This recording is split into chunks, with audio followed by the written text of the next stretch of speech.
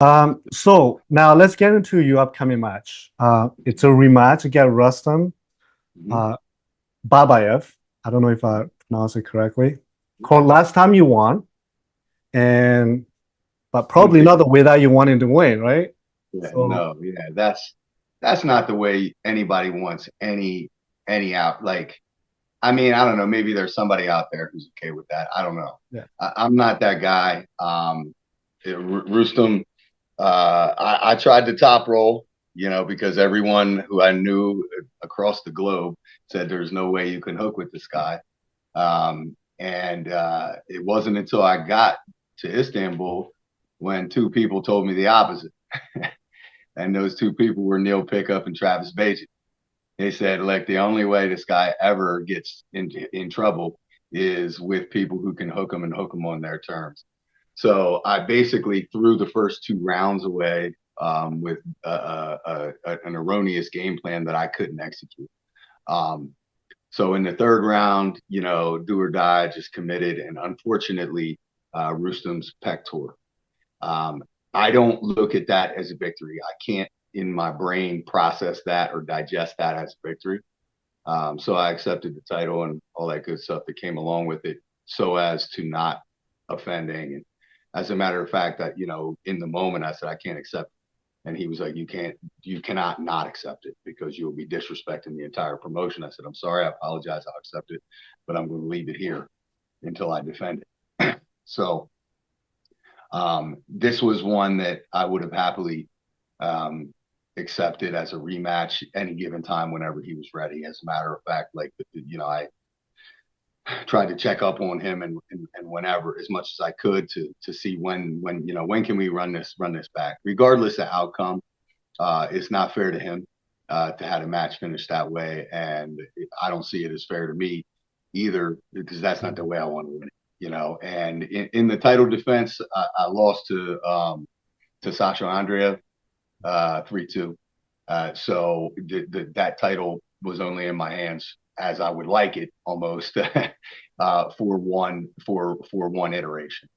So here we are again. It's not a title match, but it means just as much to me for that reason.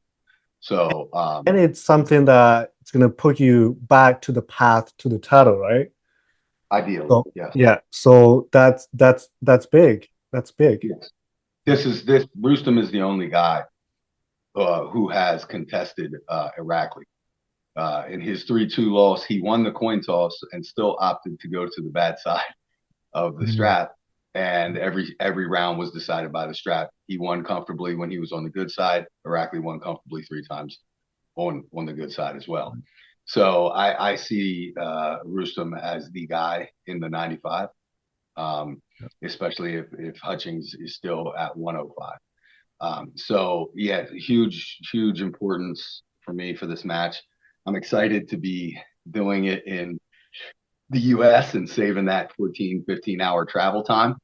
Yeah. So So uh do you think that it affected you a little bit whenever you go abroad? no, I mean, like I pride myself in being professional. I think the first match that I had over there was the only one that I would consider a true learning experience. After experiencing the first one doing the cut that time, now it's on me to make sure that I'm prepared for that. And I believe I've done that. I feel very comfortable and very at home with it at Istanbul. It's almost like a second home to me now. I've been there so many times. Yeah. And I'm so used to the process. I have it mapped out meticulously. Like everything that I do is just regimented. Boom, boom, boom, boom. I pack my bags with all the replenishment stuff. I bring my own scale. I have everything ready. As soon as I touch down there, I go straight to the grocery store, get all the food I need in preparation, the water. I have it all ready, all boom, boom, boom. So I don't think that affects me. I do think it does affect the Americans overall, especially when it's somebody coming over for the first or second time. But being able to do it here in the United States and not, get off that plane 2 pounds heavier because of some magical like water Right. retention that happens when you don't eat or drink anything. It'll be nice to do it in sunny Florida with a 2.5 hour flight rather than a 15-hour one. Yeah. Now, specifically the first match, the first two polls didn't go your way. Yeah. So in your current training camp, uh, how did you address that? So that Well, this match you better prepare for the first two polls because Rustam is really strong starting, right? Starting for the first, second pole if he gets into his position. yeah. So in your training, how did you address?